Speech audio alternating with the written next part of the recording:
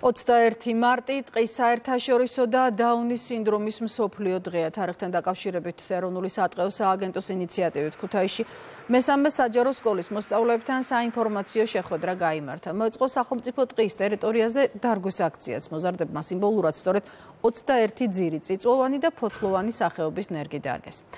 აქციას ქუთაისის დღის ცენტრის ჯადოსნური სამყაროს ბენეფიციერები დაუნის სინდრომის მქონე ბავშვებით შეუერთდნენ. მე და ჩემო მეგობრებმა მივიღეთ მონაწილეობა დარგვის აქციაში და ხშირად მიმიღია მონაწილეობა მსგავს პროექტებში და ვფიქრობ, რომ საქართველოს ტყე არის ჩემი თაობის საზრუნავ. ამ დღის დაფუძნების მთავარი მიზანი გახლავთ ის, რომ საზოგადოება უფრო მეტად დაინტერესებული იყო ტყის საკითხებით და ჩართულიყო მასში. ამიტომ მოსწავლეებთან ერთად მოვედით ქუთაისში მუხრანის ტყეში, სადაც ეროვნული სატყეო სააგენტო წლებია ტყის აღდგენის ღონისძიებებს ახორციელებს და სიმბოლურად 21 ნერგს შევმატებთ ამ ტერიტორიას.